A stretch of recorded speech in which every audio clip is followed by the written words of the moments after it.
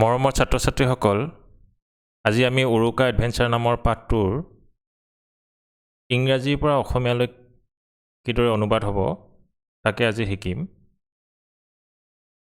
এই ভিডিঅ'টো বনাওঁতে যথেষ্টখিনি এফৰ্ট হৈছে আৰু এই এফৰ্টটো কেৱল তোমালোকৰ কাৰণেহে কৰা হৈছে আৰু এই ভিডিঅ'টো তোমালোকে ভাল পাবা বুলি মোৰ দৃঢ় বিশ্বাস। আহা তেতিয়াহ'লে আমি আৰম্ভ কৰোঁ। এই ভিডিঅ'টো চাওঁতে এটা কথা মন কৰিবলগীয়া যে ইয়াত চাবাচোন এটা লাইন এটা সেন্টেন্স ইংৰাজীত লিখা আছে আৰু এই সেন্টেন্সটোৰ শব্দ অৰ্থবোৰ অসমীয়াত লিখা আছে ৰঙা আখৰেৰে। তোমালোকৰ যাতে বুজিবলৈ সুবিধা হয় সেইকাৰণে এইটো কৰা হৈছে। কাৰণ আমি শুনাৰ লগতে যদি আমি লগে লগে তাক চকুৰে দেখোঁ তেতিয়াহ'লে আমাৰ সোনকালে বুজিব পাৰোঁ। ঠিক আছে, তেতিয়াহ'লে আমি আৰম্ভ কৰোঁ। Mahendra, lovingly called Mohen by his friends, is talkative, restless and always cheerful. ইয়াৰ অৰ্থটো কি? এই বাক্যটোৰ মিনিংটো কি? মহেন্দ্ৰ, যাক বন্ধুবৰ্গৰ দ্বাৰা মৰমেৰে মহেন বুলি কোৱা হয়, বাকপটু, অস্থিৰ আৰু সদায় প্ৰফুল্ল। On the eve of the Assamese harvest festival Magh Bihu this year, his friends Sanju, Nantu, Rinku and Roman visited him. এই বছৰৰ অসমীয়া শস্য চপোৱা উৎসৱ মাঘ বিহুৰ প্ৰাক মুহূৰ্তত তেওঁৰ বন্ধু সঞ্জু, নান্টু, ৰিংকু আৰু ৰোমেনে তেওঁক সাক্ষাৎ কৰিছিল। It was the Uruka night. এইটো উৰুকা ৰাতি আছিল। They proposed that Mohen should lead them in an Uruka adventure. তেওঁলোকে প্ৰস্তাৱ দিছিল যে মহেনে তেওঁলোকক উৰুকাৰ দুঃসাহসিক অভিযানত নেতৃত্ব দিব লাগে। Mohen jumped up excitedly and looked at his friends with an air of authority.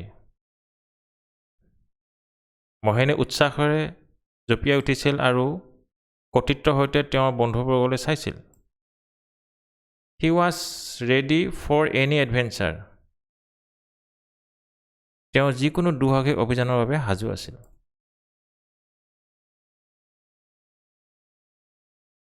Sanju, the eldest among them, said in an excited voice. তেওঁলোকৰ ভিতৰত জ্যেষ্ঠ সঞ্জুৱে উত্তেজিত কণ্ঠৰে ক'লে, We will spend the night in our Velagar feasting house. আমি আমাৰ ভেলাঘৰত ৰাতিটো কটাম। When everyone is asleep, we will go and pick vegetables and have another feast tomorrow. যেতিয়া সকলোৱে শুই থাকে আমি গৈ পাচনি কৰিম আৰু কাইলৈ আনটা ভোজ খাম। Oh yes, it is our age-old custom. হয়, এইটো আমাৰ পুৰণি ৰীতি। We must honor it, Mohen responded gleefully. আমি ইয়াক সন্মান জনাব লাগিব, মহেনে আনন্দৰে সঁহাৰি জনাইছিল। Soon the grand Uruka feast was over. সোনকালেই বিশাল উৰুকা ভোজ শেষ হ'ল। Everyone left for their respective homes. সকলোৱে তেওঁলোকৰ নিজ নিজ ঘৰলৈ ৰাওনা হৈছিল। The mischievous five stayed behind huddling around the big fire. দুষ্ট পাঁচজনে পিছফালে ইফালে সিফালে থাকিল, ডাঙৰ জুইৰ চাৰিওফালে ঘূৰি ফুৰিছিল। When it was past midnight, Mohen rose and commanded the others to follow him in their nocturnal adventure.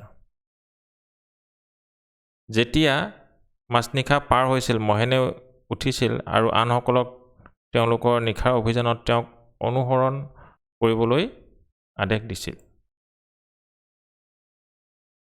They made straight for Shantiram's house at the end of the lane. তেওঁলোকে গলিটোৰ শেষত শান্তিৰামৰ ঘৰলৈ পোনপটীয়া গৈছিল। Shantiram was a retired man and farming was his hobby. Shantiram এজন অৱসৰপ্ৰাপ্ত সেনা জোৱান আছিল আৰু খেতি তেওঁৰ চখ আছিল। His garden was full of cabbages, brinjals, carrots and other seasonal vegetables. তেওঁৰ বাগিচাখনত বন্ধাকবি, বেঙেনা, গাজৰ আৰু অন্যান্য বতৰৰ পাচলিৰে ভৰি আছিল।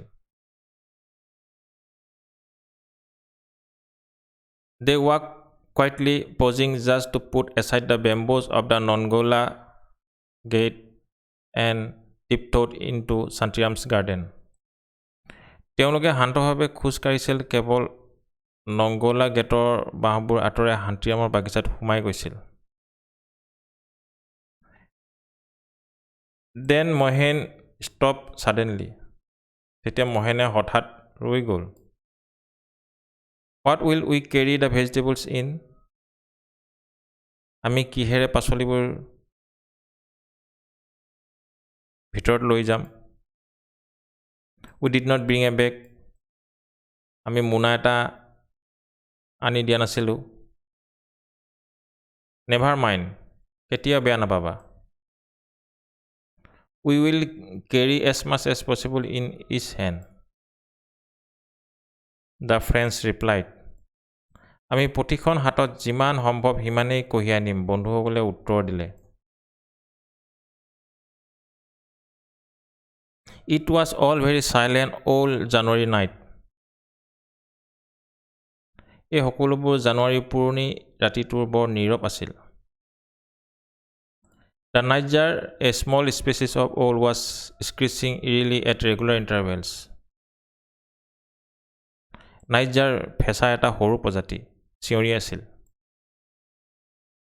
It made the atmosphere all the more haunting. এইটোৱে পৰিৱেশটো আৰু বেছি ভয়ংকৰ কৰি তুলিছিল।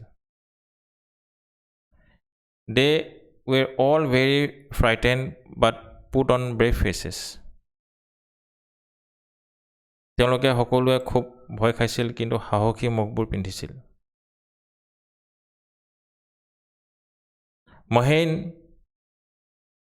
who had walked ahead of others, noticed a black heap right in the middle of the rows of vegetables.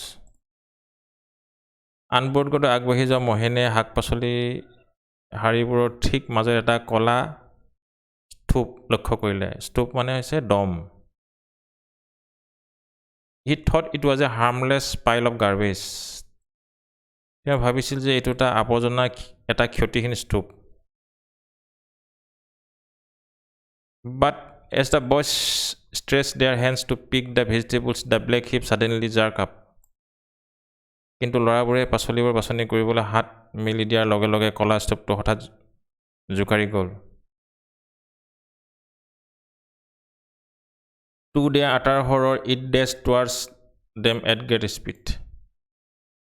তেওঁলোকৰ সম্পূৰ্ণ ভয়াৱহতাৰ বাবে ই তেওঁলোকৰ ফালে তীব্ৰ গতিত খেদি গৈছিল। It was none other than Santiram, who had been sitting like a black heap wrapped in a black blanket waiting for such Uruka adventurers. এয়া শান্তিৰামৰ বাহিৰে আন কোনো নহয়, যি কলা কম্বলত মেৰিয়াই থোৱা কলা স্তূপটোৰ দৰে বহি আছিল আৰু এনে উৰুকা দুসাহসিকসকলৰ বাবে অপেক্ষা কৰি আছিল। Oh my good Lord, হে মোৰ ভাল প্ৰভু। It was a ghost. এইটো এটা ভূত। Run, run, run. Mohen screamed. দৌৰা দৌৰা দৌৰা run. মহেনে চিঞৰি উঠিল। They all dashed past the open Nongola and then to the road. সিহঁতে সকলোৱে মুকলি নংগোলা পাৰ হৈ ৰাস্তালৈ গৈছিল।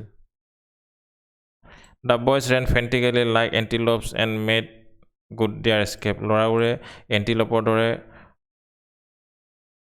উন্মত্তভাৱে দৌৰিছিল আৰু তেওঁলোকৰ পলায়ন ভাল কৰিছিল। Soon they were out of reach of the man. সোনকালে সিহঁতে মানুহজনৰ পৰা আঁতৰি আহিব পাৰিলে।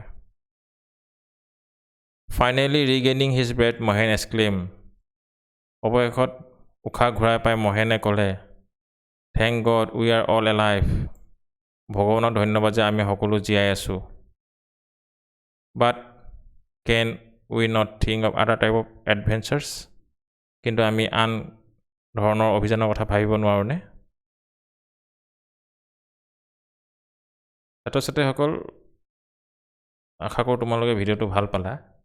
তোমালোকৰ যদি কিবা ফিডবেক থাকে তোমালোকে কমেণ্ট কৰিব পাৰা। ঠিক আছে, থেংক ইউ।